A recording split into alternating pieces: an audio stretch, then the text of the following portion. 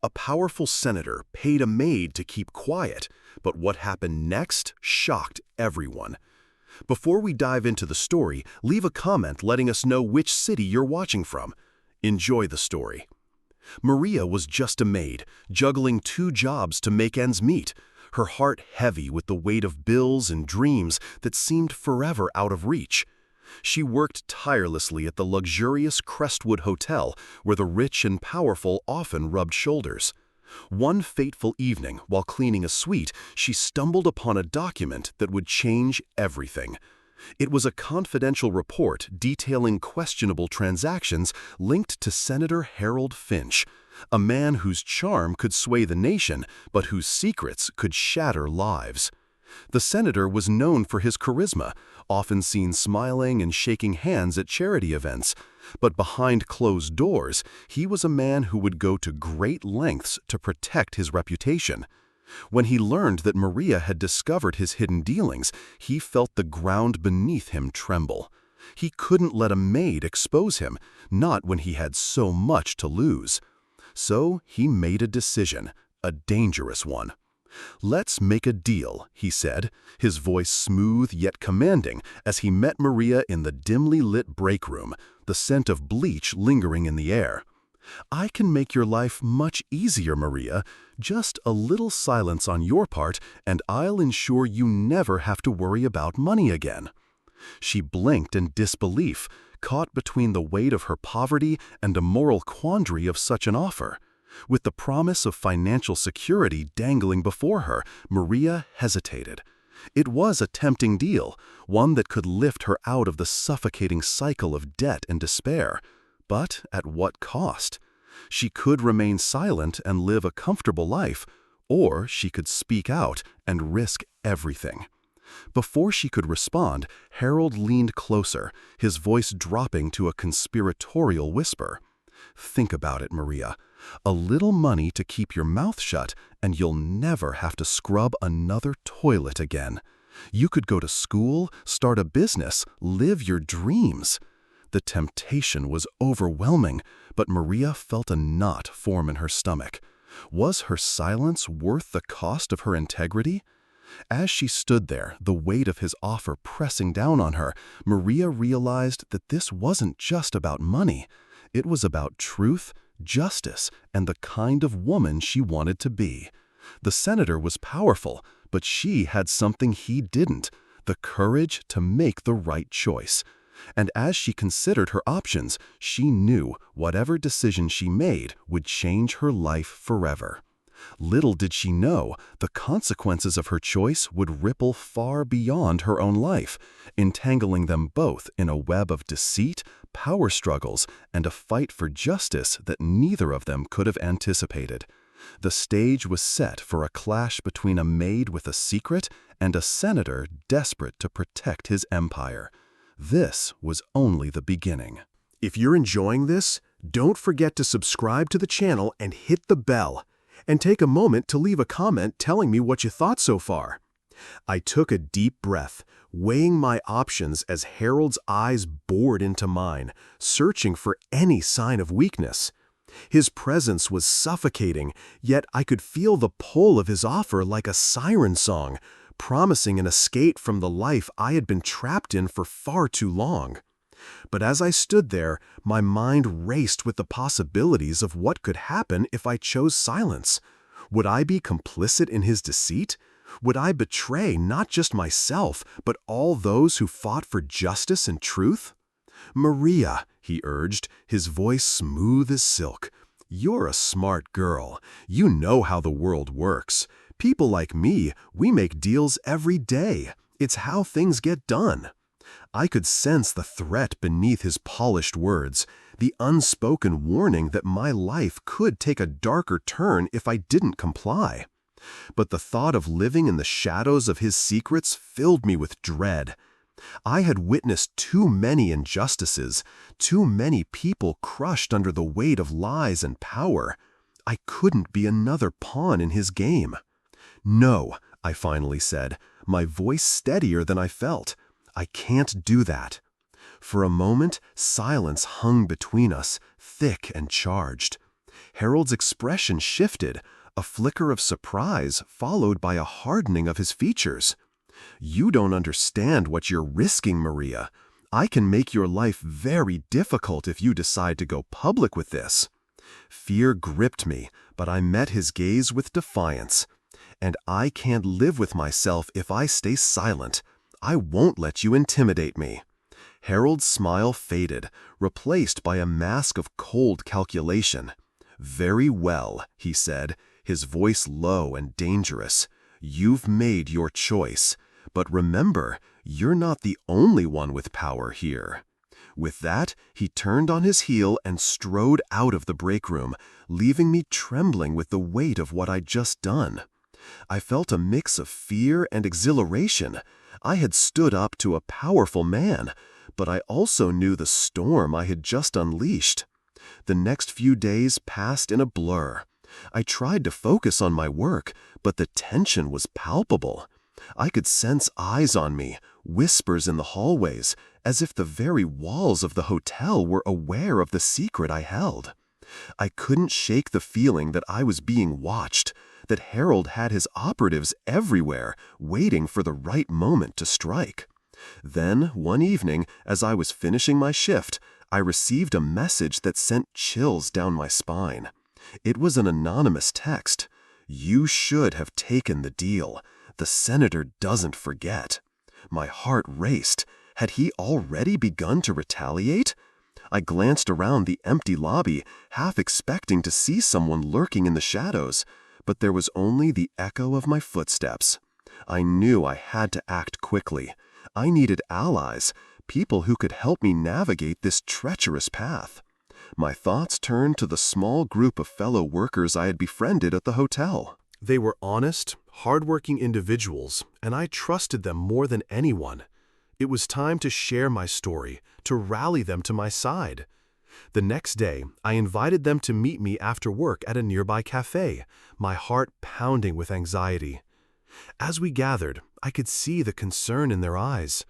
I took a deep breath and laid it all out. The senator's offer, the threats, the weight of the secret I carried. "What are we going to do?" one of my friends asked, her voice trembling. "We need to expose him," I replied, feeling a surge of determination. "But we can't do it alone. We need evidence, something that can't be ignored." As we plotted our next steps, I felt a flicker of hope ignite within me. I wasn't alone anymore. Together, we could stand up against the senator and the corrupt system he represented. Little did we know, our fight for justice would lead us down a path filled with unexpected challenges, but it was a path I was ready to take. The battle was just beginning, and I was determined to see it through. As the sun dipped below the horizon, casting long shadows over the cafe, I could feel the weight of the world pressing down on my shoulders.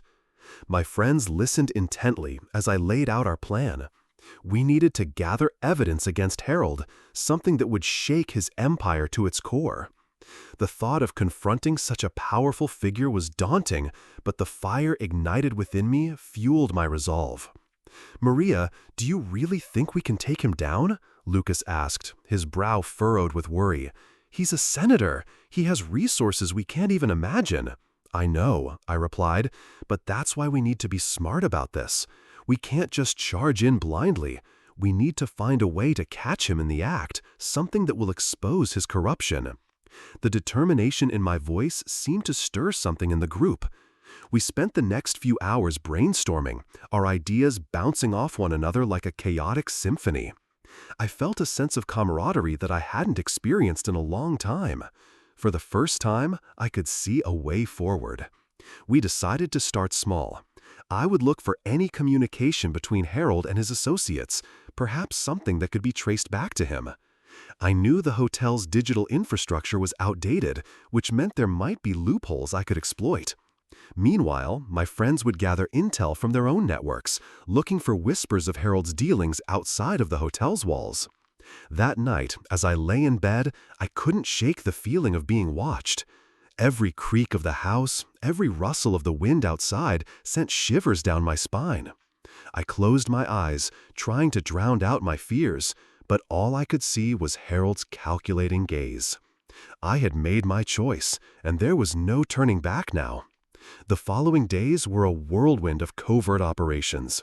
I spent my shifts at the hotel pretending to be just another maid, all the while keeping an ear out for anything that sounded suspicious.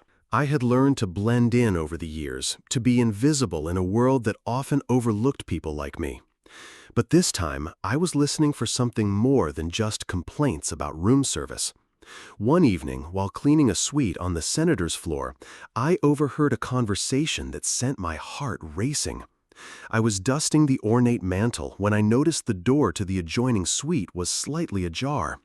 Voices drifted through, low and hushed, but one voice stood out, Harold's. "Make sure the press stays quiet," he said, his tone sharp. "If they start digging, it will all come crashing down." I pressed my ear closer to the door, my heart pounding in my chest. "You have to make the right donations to keep them in line," another voice chimed in. "Money talks, Harold. You know that." I felt a rush of adrenaline. This was it. I needed to record this conversation. I fumbled for my phone, praying it wouldn't betray me with the sound of my shaking hands. I managed to hit record, just in time, as they continued their discussion of bribes and cover-ups. As I retreated quietly, careful not to make a sound, I couldn't help but smile. I had what I needed, a piece of evidence that could be the key to exposing Harold's web of corruption. But as I replayed the recording later that night, a wave of dread washed over me. I realized that I had crossed a line, and there was no way to unring this bell. If Harold found out what I was doing, he wouldn't hesitate to retaliate. The stakes had just become infinitely higher. The next day, I shared the recording with my friends, and we gathered at the cafe again, excitement mixed with anxiety swirling in the air. "This is huge, Maria," Sophia exclaimed, her eyes wide. "We can't just sit on this. We need to show it to someone who can help us." "But who?" Lucas countered. "Harold has connections everywhere. We can't trust anyone." I took a deep breath, steeling myself. "We need to go to the press. They'll know how to handle it." The group fell silent, the weight of my words hanging in the air. Finally, Sophia nodded. "Okay, we can do this, but we need a plan. We can't just walk in there without knowing what to say." As we huddled together, strategizing our next move, I felt a sense of purpose wash over me. I was no longer just a maid. I was a soldier in a battle against corruption. The fight was far from over, but together we would forge a path through the darkness. Little did we know, the senator would not go down easily, and his retaliation would come sooner than we expected. The next few days were a blur of planning and anxiety. We met in the back corner of the cafe, whispering like conspirators plotting a heist.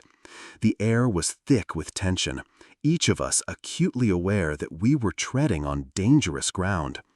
I could feel the stakes rising with every passing moment, and the thought of Harold discovering our intentions loomed over me like a dark cloud. We crafted a careful narrative, rehearsing what we would say to the journalist we had selected. She was known for exposing corruption, a fierce woman with a reputation for getting to the truth, no matter the cost. Yet, even with our plan in place, I could not shake the feeling of impending doom. I imagined Harold's reaction, his cold, calculating gaze turning into something more sinister if he found out. On the day of our meeting, I barely slept the night before. I paced my small apartment, reviewing every detail in my mind. I could hear my heart thumping in my ears as I made my way to the cafe where we agreed to meet the journalist. The world around me felt muted, as if I were moving through a dream, each step heavy with the weight of what I was about to do. When I arrived, the journalist was already seated, her presence commanding and confident. She introduced herself as Jessica, and as I sat down, I felt the warmth of her smile, but a chill still ran down my spine. I decided to take the lead. "We have something important to show you," I began, my voice steadier than I felt. As I played the recording for her, I watched her expression change. She leaned in closer, her eyes narrowing as she absorbed every word. When the recording ended, she sat back, her lips pursed in thought. "This is serious," she said finally, her tone a mixture of admiration and concern. "If what you're saying is true, this could shake the very foundations of his power, but it's dangerous." I could feel the weight of her words pressing down on me. "We're willing to take that risk," I replied, my resolve hardening. "We can't let him get away with this." Jessica nodded, her expression shifting from caution to determination. "All right, I'll dig deeper and verify the information. If what you have is solid, we can go public, but I'll need to ensure your safety first. Harold won't take this lying down." As we discussed the next steps, a sense of hope began to flicker within me, but it was quickly overshadowed by a nagging fear. What if Harold found out before we were ready? What if he retaliated against us? I shared my concerns with Jessica, and she assured me that she would take every precaution. That evening, as I returned home, I couldn't shake the feeling that I was being watched. I glanced over my shoulder, half expecting to see Harold lurking in the shadows. I locked my door and sat on my bed, trying to calm my racing thoughts. I knew that we had taken a significant step, but the reality of our situation began to weigh heavily on me. The following days passed in suspense. Jessica kept us updated, and I watched the news with bated breath, waiting for something to break. Then, one afternoon, everything changed. I received a frantic call from Sophia.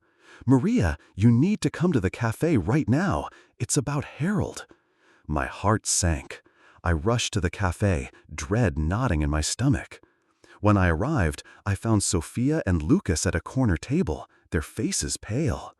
"What happened?" I asked, my voice barely above a whisper. "Harold's people are everywhere," Lucas said, his eyes darting around the cafe. "I saw one of them following me. They know something's up." Panic rose within me. "What do we do?" Sophia's voice trembled as she spoke. "We can't go to the press now. It's too dangerous." "No," I said, my voice firm despite the fear clawing at my insides. "We can't back down now. We've come too far." But as I looked into their worried faces, I realized the gravity of the situation. Harold was not just a senator. He was a predator, and we were the prey. I knew then that we needed to act quickly and decisively. We had to find a way to protect ourselves while still exposing him. As we plotted our next move, I felt a fire ignite within me. The fight was far from over, and I would not let fear dictate my actions. I had already crossed a line, and there was no turning back. Together, we would face whatever came next, even if it meant standing against a powerful senator who had everything to lose. The next few days were a blur of anxiety and determination. I felt the weight of the world pressing down on my shoulders, but I also felt empowered by the knowledge that we were not alone in this fight. Jessica had assured us she was working on the story, gathering more evidence and interviewing key witnesses. I trusted her instincts, but doubts crept into my mind. What if Harold caught wind of her investigation? What if he silenced her before she could expose him? One evening, while I was sitting in my living room, the phone rang. It was Jessica, her voice strained. "Maria, I need to meet with you and Sophia. It's urgent." My heart raced. "What's happened?" "I can't discuss it over the phone. Just meet me at the cafe in an hour." I hung up, fear gnawing at my insides. I called Sophia, and together we made our way to the cafe. The air felt thick with tension as we entered, scanning the room for any sign of danger. Jessica was already there, her expression grave. "Sit," she said, and we complied, anticipation building between us. "I've uncovered something big, something that changes everything." "Is it about Harold?" I asked, my voice barely above a whisper. She nodded, her eyes intense.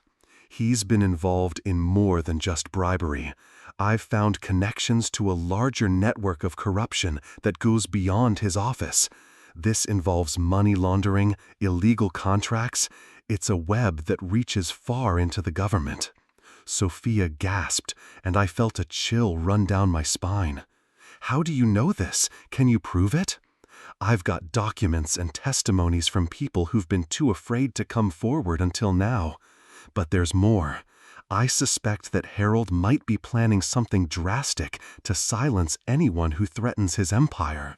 "Like what?" I asked, my heart racing. "Intimidation, or worse," she replied, her voice steady but laced with urgency. "I need you both to be on high alert. We can't let him know we're onto him." "I'm going to publish the story soon, but we need to be careful about how we approach this." "What about us?" I asked, my voice trembling. "What if he comes after us?" Jessica leaned in closer, her gaze piercing. "I'm working on a safety plan, but I need you both to stay vigilant. You can't let fear consume you. The moment you show weakness, he'll pounce." After our meeting, I felt a mix of fear and exhilaration. We were on the verge of something monumental, but the thought of Harold retaliating loomed over us like a dark cloud. I returned home, my mind racing with possibilities.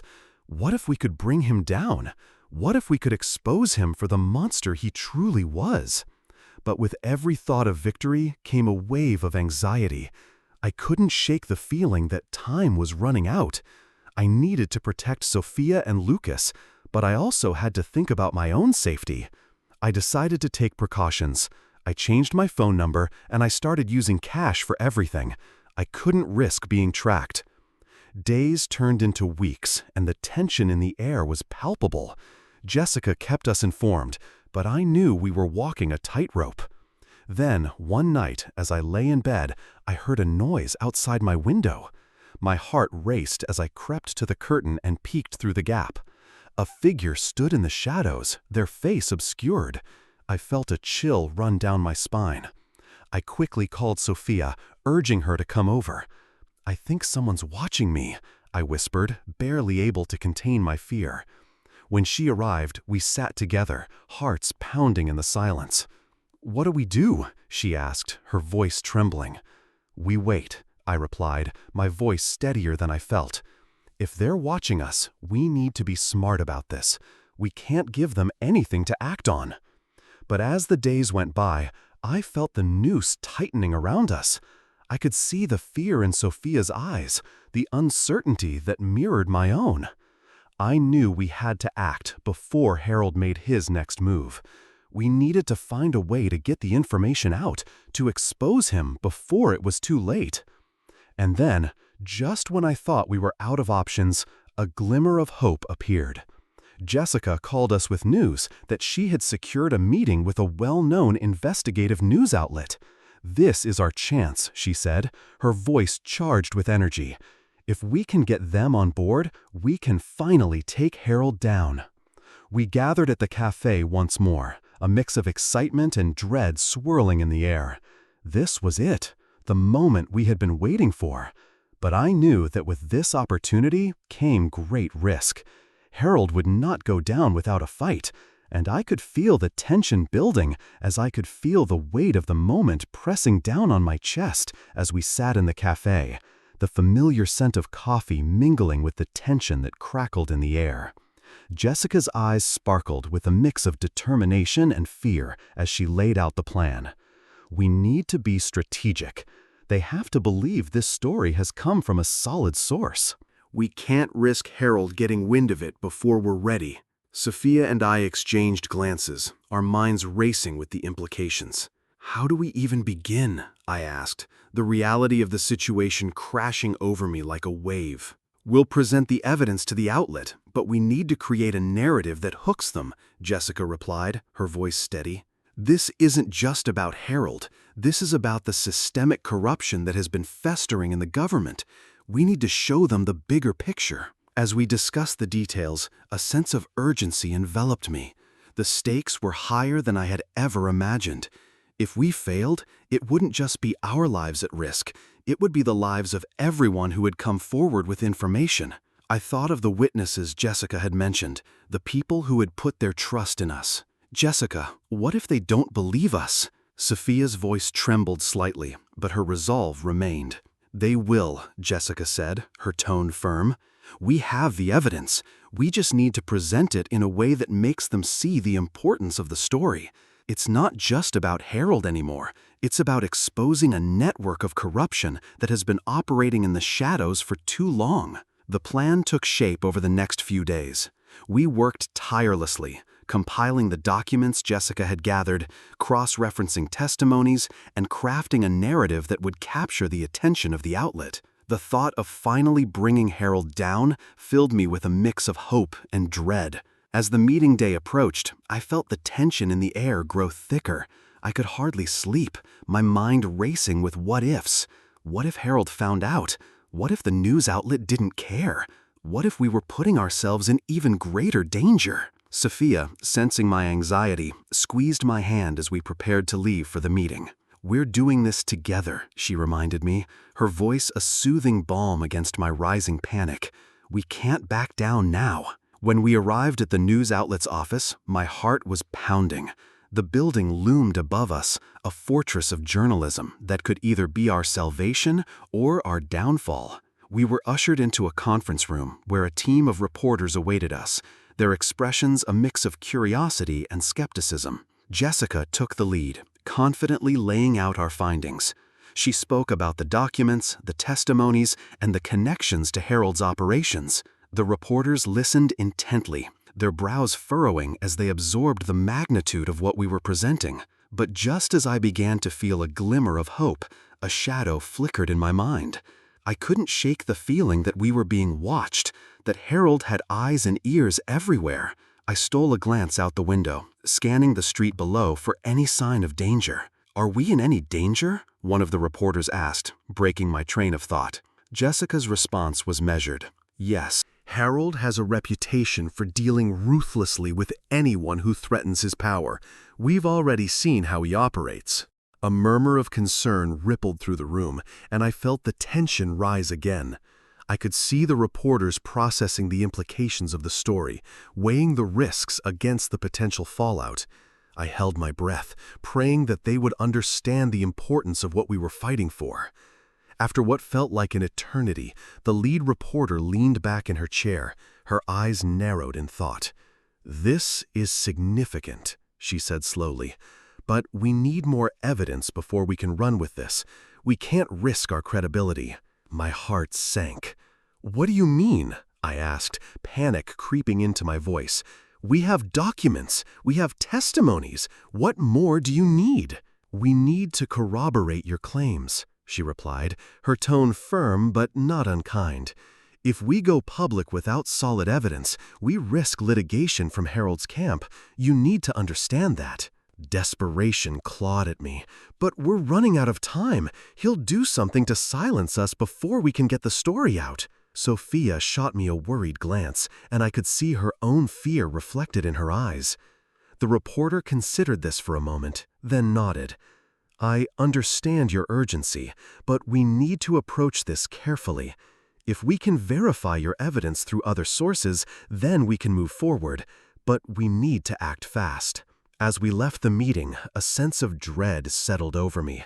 We were still in danger, and now we had to work even harder to protect ourselves and get the story out.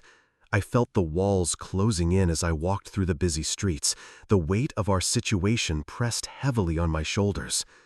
The urgency of our mission was undeniable, but the shadows of uncertainty loomed larger than ever.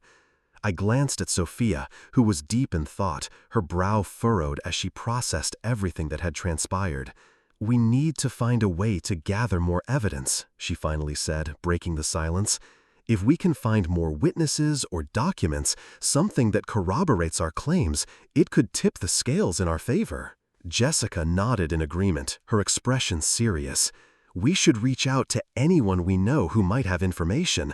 The more people we involve, the better our chances of building a solid case against Harold." "Do you think it's safe?" I asked, my voice barely above a whisper. The thought of putting others in danger made my stomach churn. "It's a risk we have to take. We can't let fear dictate our actions. We've come too far to back down now. As night fell, we gathered in Jessica's small apartment, surrounded by stacks of papers and a whiteboard covered in notes and connections. The atmosphere was tense, but there was also an underlying current of determination. We split up responsibilities. Sophia would reach out to her contacts from the cleaning service, while Jessica and I would dig deeper into the documents we had. Hours turned into a blur of phone calls and frantic searches for information. I sat at the kitchen table, scrolling through social media, trying to locate anyone who might have worked with Harold or had witnessed his dealings. Each ping of my phone made my heart race, whether it was a notification or a message from Sophia or Jessica. I was hyper-aware of every sound outside, my instincts on high alert. "Hey, I found something," Jessica called from the other room, breaking my concentration. I rushed over to see her hunched over the laptop, her fingers flying across the keyboard. "This is a public record from a municipal meeting. It shows that Harold was involved in approving a deal that benefited one of his biggest donors. If we can connect this to the allegations, it could be crucial." "Let me see." I leaned closer, excitement bubbling up inside me. As I scanned the document, my mind raced with possibilities. This was the kind of evidence we needed, something that could tie Harold directly to his corrupt activities. Sophia returned, her face flushed with excitement.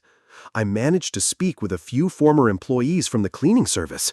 They're willing to share what they know, but they're terrified of Harold's influence. I promised to keep them anonymous." "Great work," Jessica exclaimed. "If we can protect their identities, we might be able to get some valuable testimony." Just then, my phone buzzed with an incoming message. I quickly glanced at the screen and felt my stomach drop.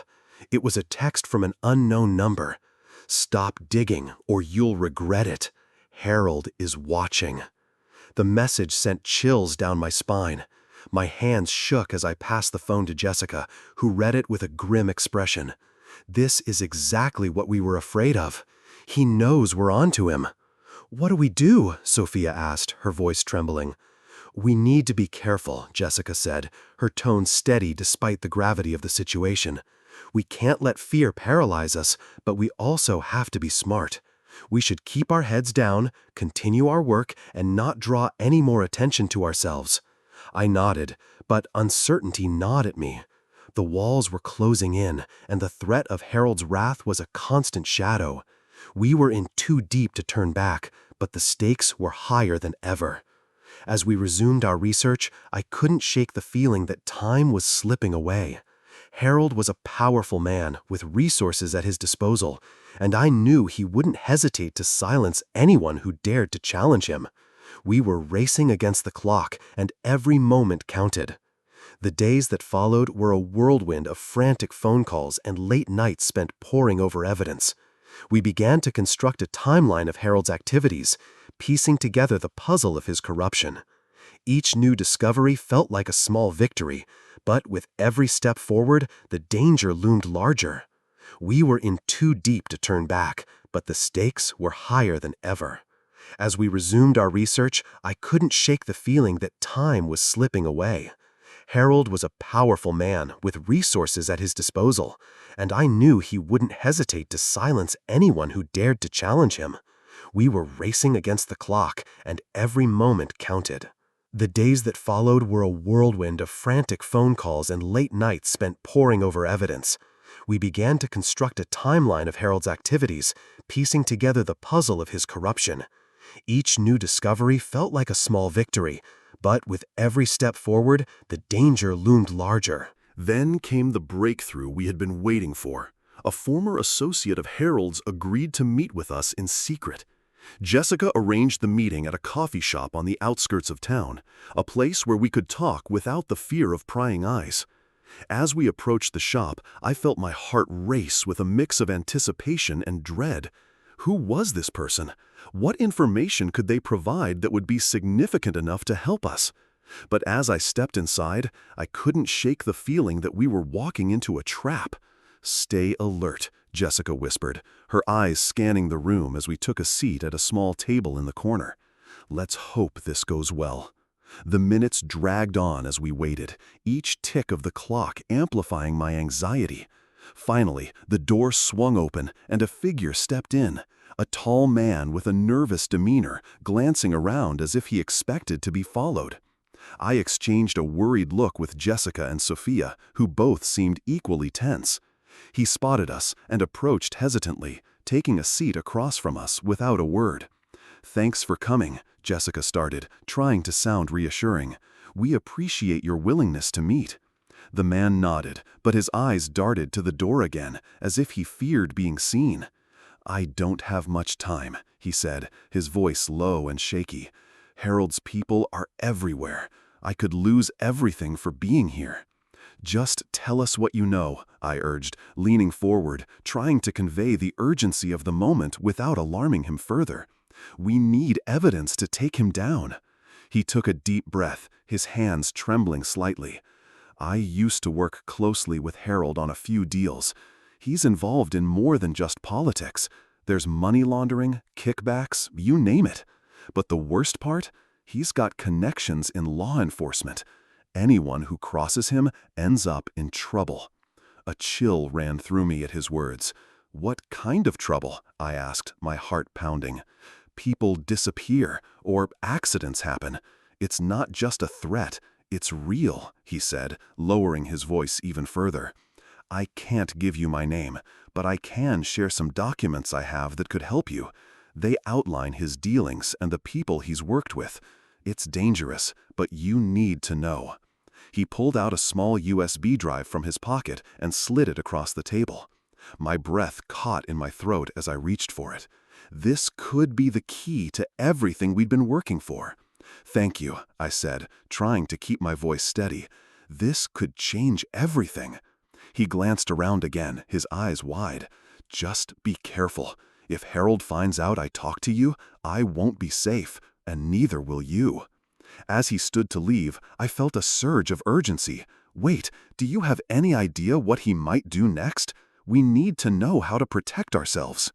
He hesitated, glancing at the door once more before leaning in close. "He's already watching you. You have to stay low. Keep your heads down. And if you can, get this information out to the public as soon as possible. Don't let him silence you." With that, he backed away, exiting the cafe hurriedly, and I exchanged a glance with Jessica and Sophia.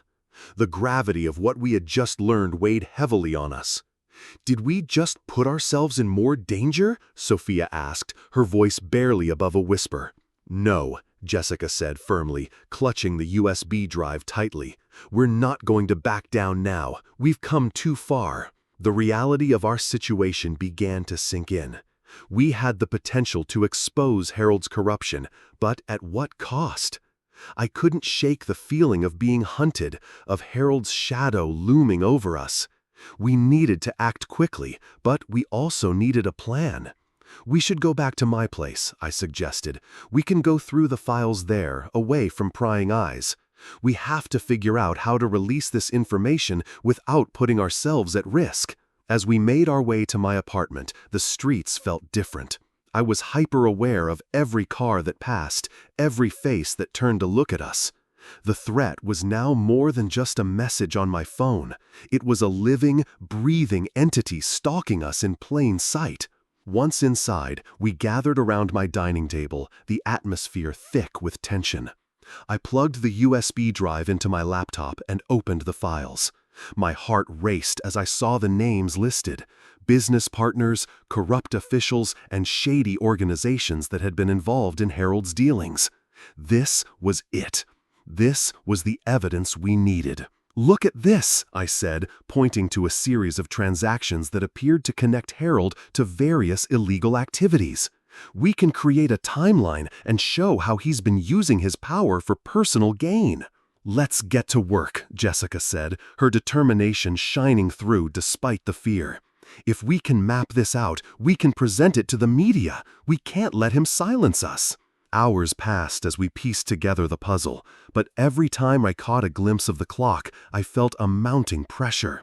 We were racing against time, and each moment felt more perilous than the last. Suddenly, my phone buzzed again, and I nearly jumped.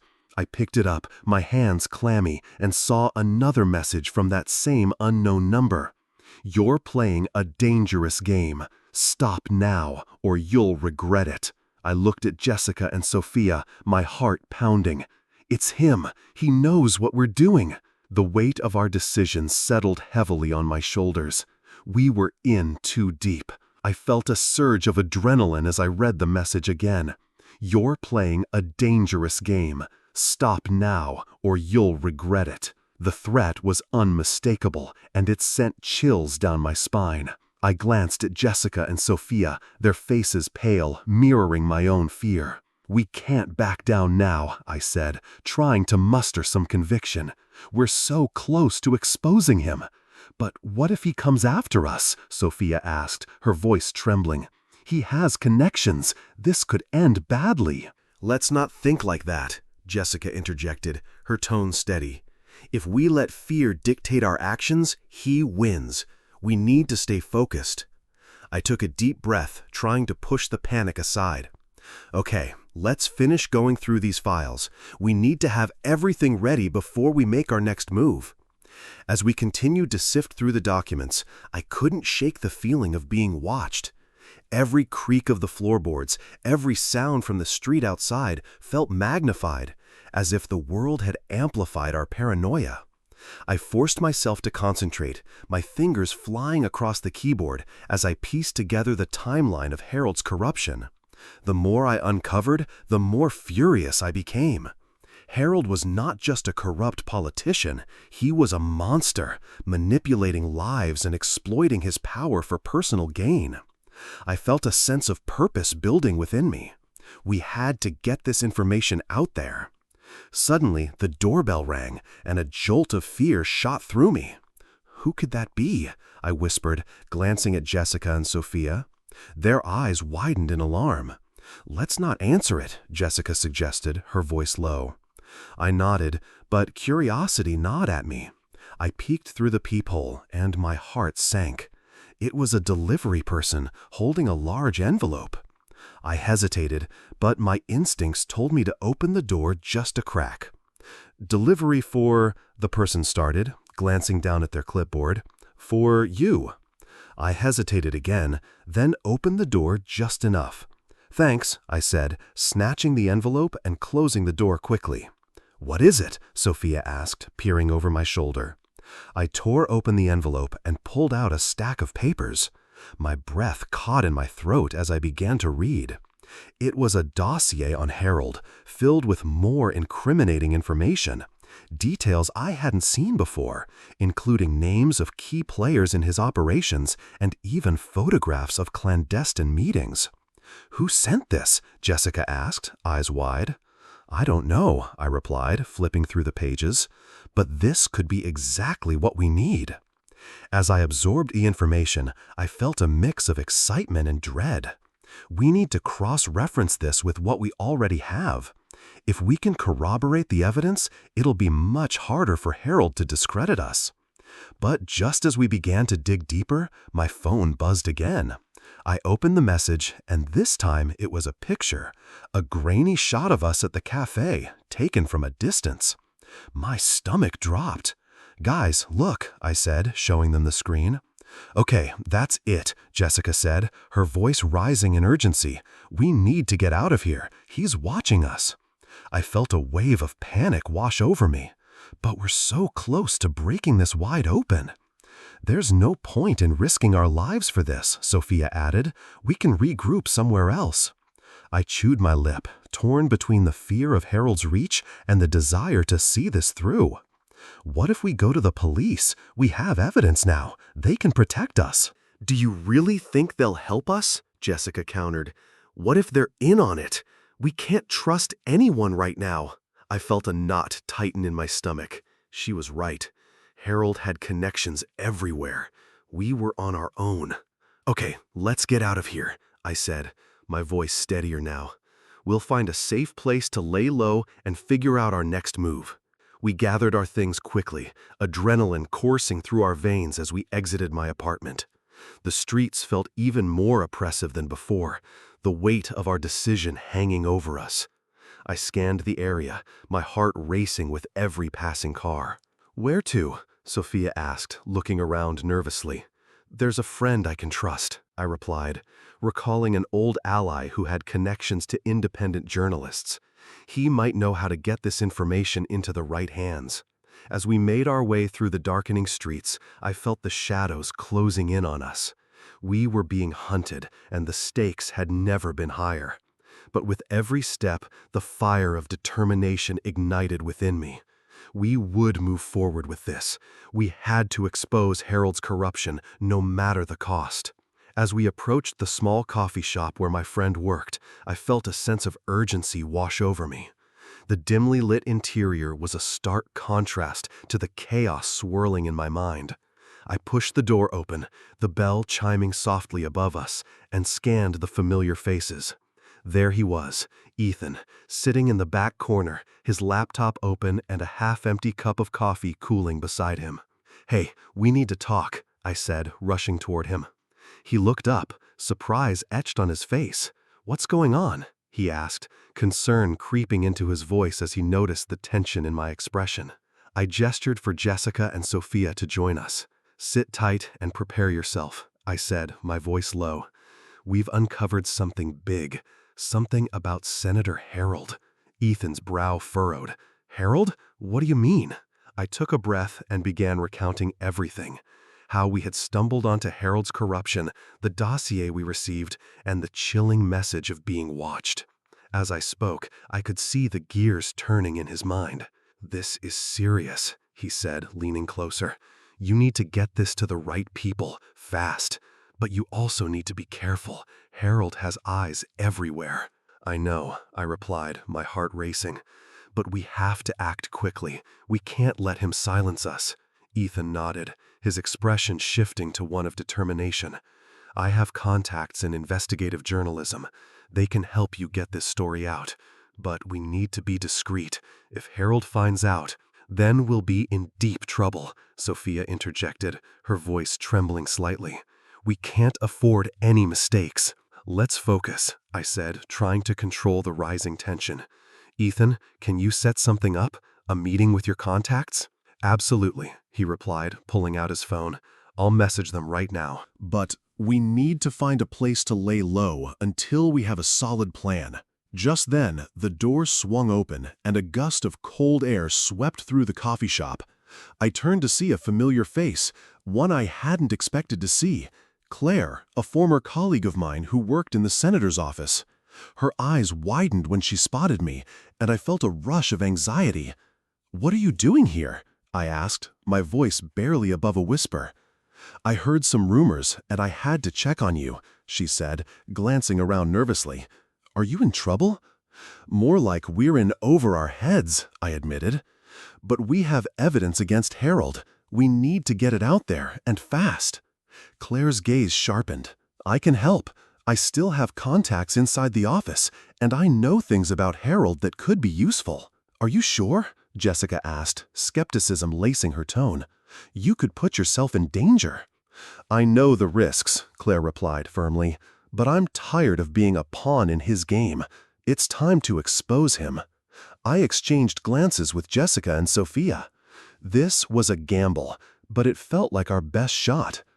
"Okay then," I said, "let's work together. We can't let Harold silence us, or anyone else." Ethan finished typing a message and looked up at us. "I've set up a meeting with a journalist who specializes in political corruption. He'll meet us in an hour. We need to move." As we gathered our things, I felt a mix of hope and fear. It was a dangerous game we were playing, but there was no turning back now. The walls were closing in, and Harold's power loomed over us like a dark cloud. We slipped out of the coffee shop, the chill of the evening air biting at our skin. I took one last look over my shoulder, half expecting to see Harold's goons lurking in the shadows. But for now, we were free to fight back against the injustice that had threatened to swallow us whole. "Stick together," I said, my voice steady. "We're in this together." With our resolve strengthened, we moved forward into the night, determined to bring Harold's corruption to light, no matter the cost. The stakes were high, but the truth was worth fighting for. We navigated through the dimly lit streets, the weight of our mission pressing heavily on our shoulders. The closer we got to the meeting place, an unassuming bar tucked away in a side alley, the more my anxiety began to bubble beneath the surface.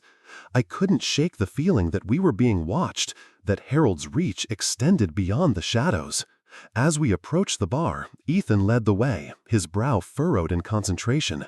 I followed closely behind, flanked by Jessica, Sophia, and Claire, who had insisted on joining us, despite our initial hesitations. Each step felt like a countdown to an inevitable confrontation, and I could feel the adrenaline coursing through my veins. Inside, the bar was dim and crowded. The low murmur of voices mixed with the clinking of glasses, creating a cacophony that felt both comforting and unnerving. I scanned the room, searching for our contact, a journalist known for his relentless pursuit of the truth. Ethan spotted him first, a tall man with salt-and-pepper hair nursing a whiskey at the far end of the bar. "There he is," Ethan said, his voice barely rising above the din. "Let's go." We approached the journalist, whose name was Mark. He looked up as we reached him, his expression shifting from curiosity to concern as he took in our anxious faces. "What's going on?" he asked, setting down his drink. I took a deep breath, the weight of our discovery bearing down on me. "We have information about Senator Harold's corruption. It's serious, and we need your help to expose it." Mark's brow furrowed. "What kind of information?" Before I could respond, Claire chimed in, her voice steady. "We have documents, evidence of financial misconduct, and testimonies from people who've been silenced. Harold has paid people off to keep quiet, but he can't keep the truth buried forever." Mark leaned back in his chair, his interest visibly piqued. "This is big, but you need to understand the risks. If Harold gets wind of what you're doing, it could end badly for all of you." I nodded, fully aware of the stakes. "We're willing to take that risk. We need to bring this to light before he silences anyone else." "Do you have everything ready?" he asked, his tone shifting to one of urgency. "Yes," I replied, pulling out the dossier we had compiled. "Here's everything we've gathered so far." Mark examined the documents, his eyes scanning over the details. "This is solid, but we need to corroborate it with more sources if we want to go public. Do you have anyone else who can back this up?" Claire exchanged glances with us, and I could see the determination in her eyes. "I can reach out to some colleagues," she said. "I still have contacts within the senator's office who might be willing to talk." "Good," Mark said, nodding. "And you need to be careful. Harold has operatives everywhere. If he catches wind of this, the consequences could be dire." As Mark spoke, I felt a shiver run down my spine. The enormity of what we were undertaking felt heavier than ever. "We'll be careful," I assured him, though I wasn't entirely convinced. "But we can't let fear dictate our actions." Mark considered my words, and after a moment of silence, he spoke again. "All right, I'll help you, but we need to act quickly. I suggest we start by corroborating your evidence. I'll set up interviews and see what I can dig up." "Thank you," I said, a wave of relief washing over me. "We appreciate your help."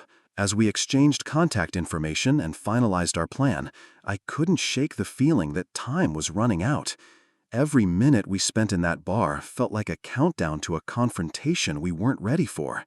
Once we wrapped up, the five of us stepped back into the cool night air, the weight of our mission still heavy on our shoulders. "What now?" Jessica asked, her voice tinged with uncertainty. "Now we wait," I replied, glancing at Claire. "We need to gather more evidence and hope that Harold doesn't catch on before we can act." "Let's meet again tomorrow evening," Ethan suggested. "We'll regroup and see what Claire can uncover from her contacts." Nods of agreement passed between us, but deep down I could feel the tension tightening in my chest. The stakes were high, and the hours ahead felt uncertain. As we parted ways, I couldn't shake the feeling that we were running out of time. Harold was powerful, and he wouldn't take kindly to being challenged. I glanced back at the bar one last time, a sense of foreboding settling in my gut. We were on a dangerous path, but we were determined to see it through. The truth was worth fighting for, and I knew we couldn't turn back now. The next day felt like an eternity.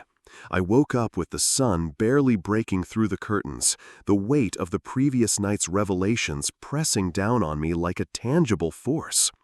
My phone buzzed incessantly, notifications flooding in from news outlets and social media, all speculating about Senator Harold's recent moves, but nothing concrete yet. It was a reminder of how public perception could shift with the slightest scandal. But we needed more than speculation. We needed evidence, proof. I met with Claire at a cafe in a quieter part of town. As I walked in, I noticed her scanning the room, her eyes sharp and focused. "I talked to one of my old colleagues," she said as I sat down. "She's willing to meet, but she's nervous. Harold has eyes everywhere." "Do you think she'll go through with it?" I asked, my heart racing at the prospect. "She wants to do the right thing. I think she will, but we need to assure her that we can protect her," Claire replied, determination lighting her features. We spent the next hour strategizing, outlining how we could approach this colleague without raising any alarms. The stakes were higher than ever. One misstep could lead to disaster. As we finalized our plan, I felt a flicker of hope amidst the anxiety. If we could get her testimony, it would solidify our case against Harold. Later that evening, we reconvened with Ethan and Jessica at our favorite bar. The atmosphere was tense, but the camaraderie among us helped ease some of the pressure. Claire filled them in on her conversation, and our spirits lifted slightly. If she's willing to talk, we could be one step closer to unraveling Harold's web of lies, Ethan said, his eyes gleaming with determination. "Let's not celebrate too soon," I cautioned. "We still need to get her on board and ensure that she feels safe. Harold won't hesitate to silence anyone who threatens him." The night wore on with discussions and planning, but there was an undercurrent of anxiety that none of us could shake. The clock was ticking, and with each passing hour, I felt more and more the weight of our mission pressing down on me. I couldn't help but think of the maid, the one who had been silenced by the senator's power. Her silence was a reminder of how easily the truth could be buried beneath layers of corruption. The following day, Claire met with her contact, and I could hardly breathe until she returned with news. When she walked through my door, her expression was a mixture of relief and urgency.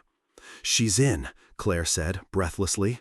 "She's willing to testify, but we need to move fast. Harold has been getting suspicious." "Let's set up an interview with Mark," I suggested. "He can help us get her statement documented and prepare for publication." As we organized the details, I felt a surge of adrenaline. We were finally gaining momentum, but I knew Harold wouldn't sit idly by. The walls felt like they were closing in, and I could almost feel his eyes watching us from the shadows. The next few days were a blur of meetings, interviews, and strategizing. Mark worked tirelessly alongside us, his journalistic instincts sharp and unwavering. We compiled the evidence, corroborated testimonies, and prepared for the moment we would finally confront Harold's corruption. The tension was palpable, but there was also a sense of purpose driving us forward. Then came the day when we were ready to go public. We gathered at Mark's office, the atmosphere electric with anticipation. As he typed up the article that would expose the senator, I glanced around at my friends. We were a motley crew, but we shared one common goal: to bring down a man who had misused his power for too long. "Are you ready?" Mark asked, looking up at us. The weight of the moment hung heavy in the air. I nodded, my heart pounding in my chest. "Let's do it." He hit send, and in that instant I felt a rush of exhilaration and fear. The truth was finally out there, and there was no turning back. As the news broke, we watched the reactions pour in: shock, outrage, disbelief. The phone rang off the hook, and we were inundated with calls from reporters and news outlets eager to dig deeper into the story. But amidst the chaos, I felt a sense of unease creeping in. I knew Harold wouldn't take this lying down. He was powerful, and power often retaliated violently. As the days unfolded, we braced ourselves for the fallout, knowing full well that the battle was far from over. The truth had been unleashed, but the fight to protect those who dared to speak it had only just begun.